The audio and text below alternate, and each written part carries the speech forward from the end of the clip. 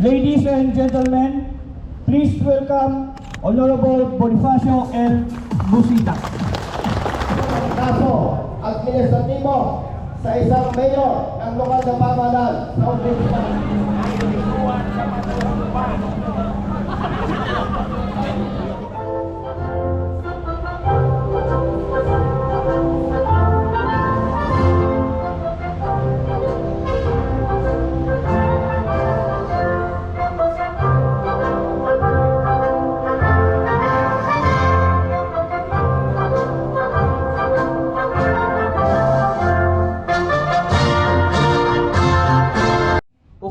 The Riders Safety Advocates of the RSAP.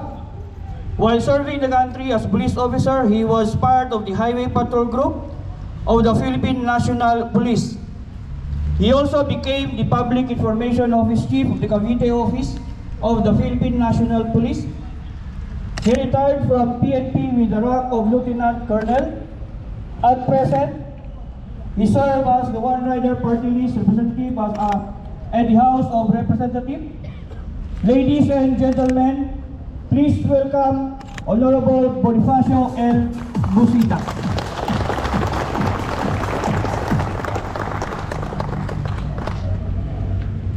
Okay, sa ating lahat, no? Certification na sila ay pasado, pero hindi ino-honor ng ibang distrito ng LTO.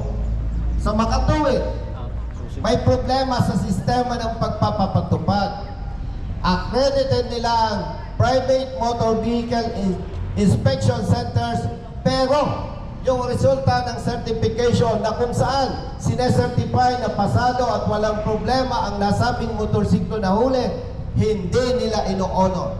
Iyan po ay ilan sa mga hihilingin natin sa pamuno ng LTO at umaasa po tayo na yan ay kanilang bibigyan ng atensyon. With the indulgence of our LTO officials, gusto ko na rin pong magbigay ng update sa ating mga kapatid na motorcycle na narito ngayon. Sa darating na December 12, 2022, Monday, magsisimula na po ang Committee on Transportation na pinangunahan ng Chairman, Honorable Representative Romeo Ako.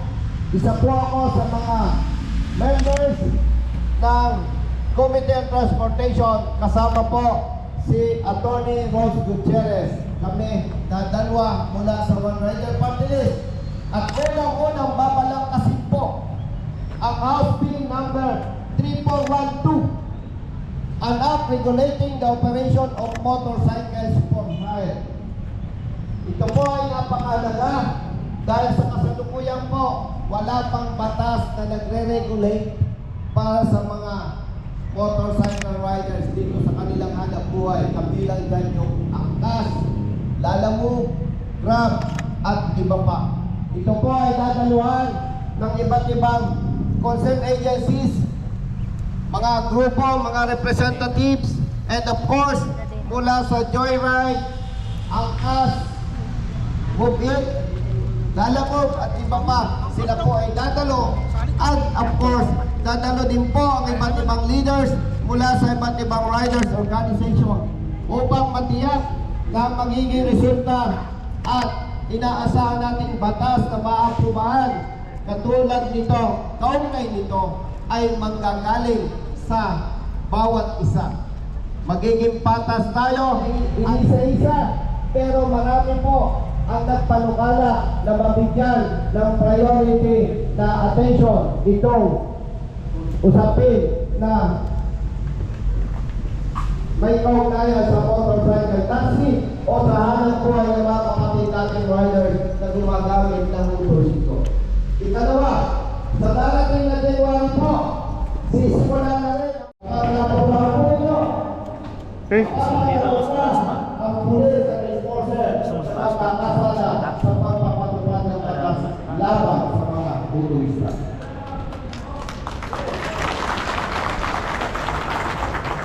Sa mga kapatid natin pulis, mga enforcers, sa inyo mga kapatid na riders, kung kayo may kapamilya na pulis o enforcer, pangyari po para tingin nyo sa kanila. Ang road safety ang water safety at defense facilities ARSA ay hindi na nakikipag-usap sa political enforcer na mali ang anong pangunguli. Hindi natin inaharap ang maling pangunguli. Lalo po ay nagsasama na ang kaso. Kapag mali ang pangunguli sa motorista, hinahayaan natin tikitan at binibigyan na lamang natin ang pamulta plus 500 pesos para sa notaryo ng statement o ng salaysay at pag-file para marating sa ating tanggapan at sinasampahan na po natin ang kaso. Ang katunayan po ito, may lumabas ng resolution ang Police Vigilant Office 4A, may isa ng police patrolman napatawag ng 2-month suspension dahil may polisiya na pinatutupad ang PNP, hindi lamang 2 buwan na sweldo ng nasabing pulis ang forfeited. Ang bonus niya para sa isang taon at iba pa mga financial benefits ay forfeited. Tinatayang mahigit 120,000 pesos ang hindi matatanggap ng nasabing pulis. May mga isinampa pa tayo ng kaso administratibo sa isang mayor ng lokal na pamahalaan sa Ombudsman at nakatanggap na po tayo ng letter mula sa Ombudsman at pinapaliwanag na ang nasabing mayor.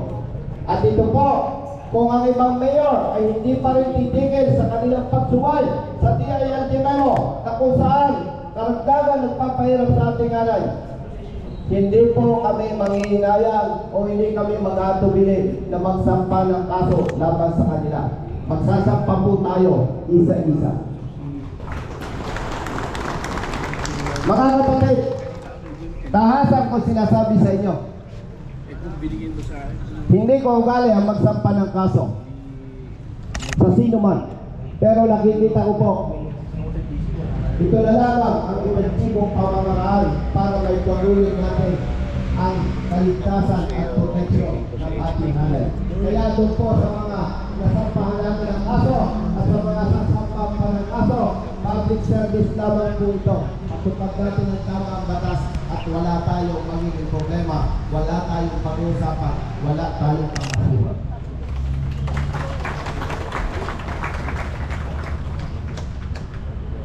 Mga kapatid, sa ating buting pamuluhan ng LTO, once again, kay Attorney J.R. Tugade, LTO Chief, kay Ma'am Pamela, na napakasipag sa ating mga kasama, at sa lahat ng mga naririto ngayon, at sa lahat ng And now, before we proceed to driver's pledge, the Assistant Regional Director of LTO and NCRES is a woman. She is someone who works and serves beyond the mandates of her job and above all, a road safety advocate. She was a nominee of the 2021 Civil Service Honor and Awards Program and Civil Service Pag-asa Award. She's been recognized because of the projects and programs that she spearheaded and contributed to the agency as a public servant. Because of her passion and dedication of her work, she carried out the agency objective even during pandemic. Okay? Yung kanang kamay po nilagay natin sa dibdib ay isang simbolong tayo ay isa puso ang isang pagmamaneho na maging ligtas. Right? Repeat after me po. Panunumpa ng tsuper para sa ligtas at maayos na lansangan. Bilang isang responsableng tsuper, pananatilihin at sisikapin kong maging ligtas at maayos ang lansangan at manunumpa na gagawin ang mga sumusunod. Pananatilihin ko ang aking sasakyan na maayos at nasa kondisyon sa lahat ng oras. Dahil dito nakasalalay ang aking buhay at kaligtasan. Lagi Lagi kong susundin ang alituntunin at batas trapiko dahil dito nakasalalay ang aking buhay at kaligtasan. Lagi kong isusuot ang aking helmet pag ako'y nagmamaneho ng motorsiklo. Dahil dito nakasalalay ang aking buhay at kaligtasan. Pananatilihin kong nakasinde ang headlight tuwing nagmamaneho ng motorsiklo. Dahil dito nakasalalay ang aking buhay at kaligtasan. Hindi ako gagamit ng cellphone pag nagmamaneho dahil dito nakasalalay ang aking buhay at kaligtasan. Pero just kayo dito. Lagi kong susuot ang aking seatbelt Idol. Picture ko kayo. tuwing magmamaneho dahil dito nakasalalay ang aking buhay at kaligtasan.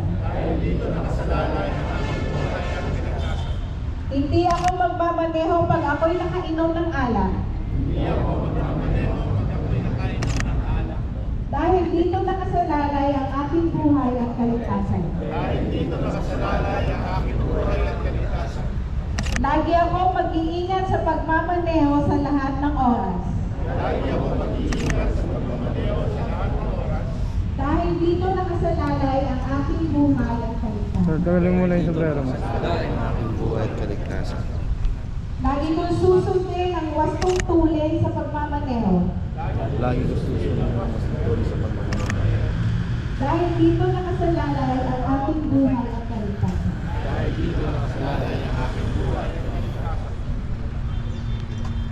Again, maraming salamat po at tayo po'y mag-iingat sa ating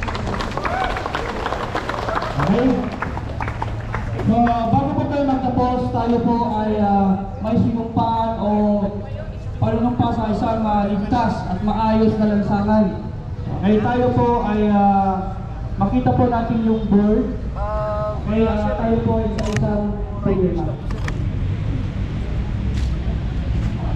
Punta muna tayo, photo-ops lang tayo. Okay na po yung formation, tapos dito na lang po kami sa harap. Ha, photo-ops po tayo. Jo, ay, i-ops doon ka na sa taas. Lahat po dito tayo sa harap. Tara po, mag-photo-ops lang.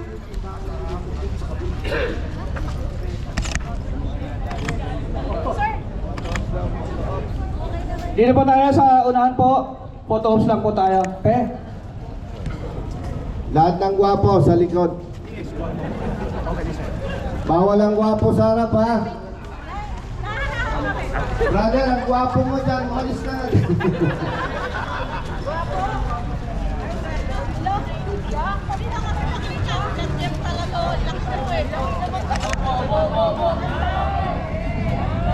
Sandali na po. Magbibilang po yung taas natin. Andun po. Okay? Picturean po tayo. Wait lang.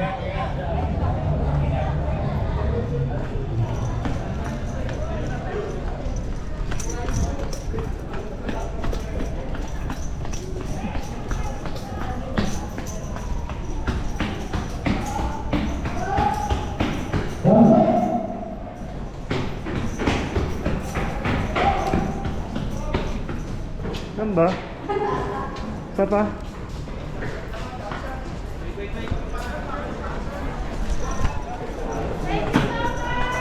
So, maraming salamat po.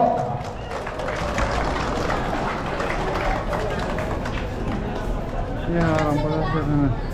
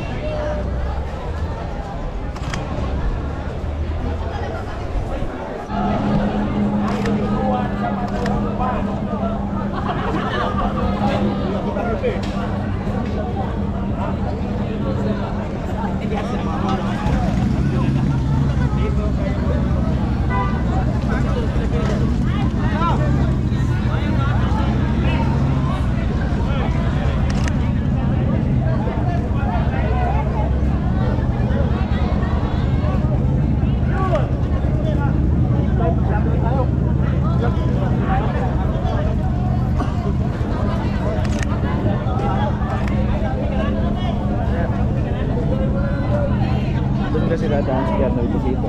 May formation na kami doon, makakasok lang. Ah, okay.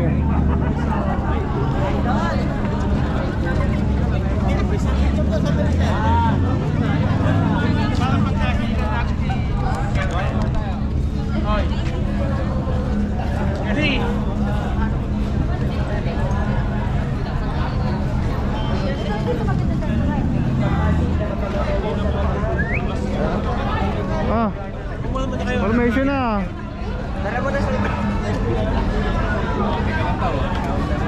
Ano ba yun? Meron na ng smart. Ah, Kapirma na sa galing. smart sir nilagay mo? Smart? Susulat, ikaw pa yung nagsulat. Oo. Ito Alam, ba? kaintindihan. Ha? Dahil smart driving sir Oo, nilagay mo. andun, picture mo yun. Ayun, saan kami smart drive na yun? Sa gilid yun. Hindi ka Picture pumunta mo sa ako gilid yan eh. ah. Pumunta ka sa gilid eh. Ladies first.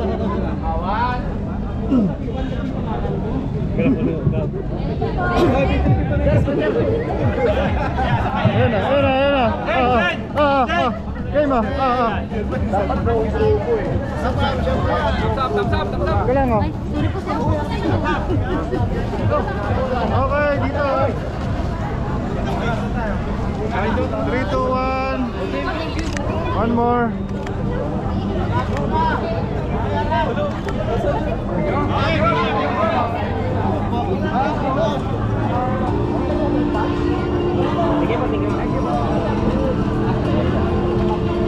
Idol, tirahin mo nga ang konti. Yay!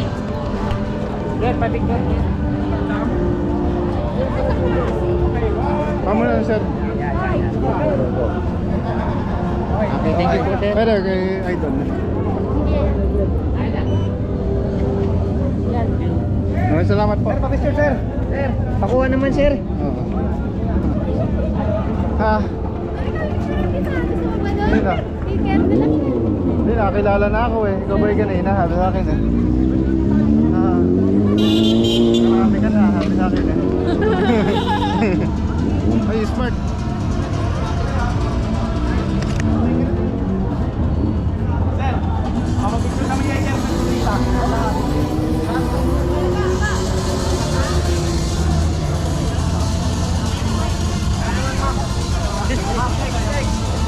Baka iba siya kung makuha. Sir, ako naman, sir.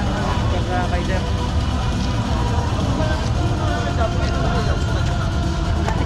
Oh, Okay lang. Okay na. Okay naman ni sir. Okay.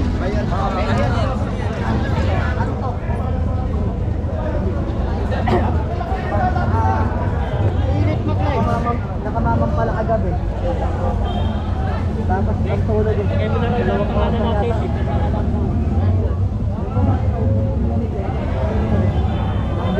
ano ba ba?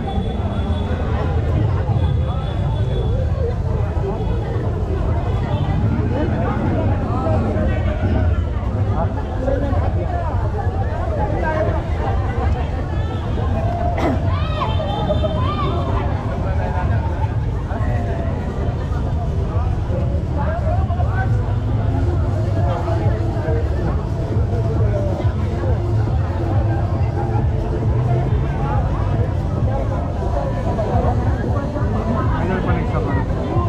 Salamat. wala nang pagsasaan mo. Wala nang pagsusulatan mo. Wala na.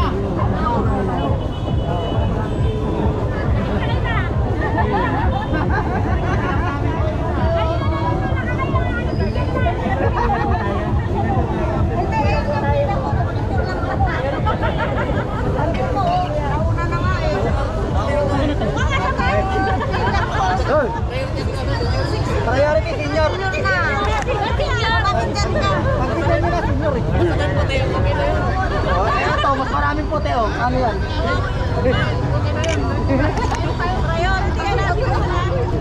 Idol ah. Okay ah. Ang priority raw senior.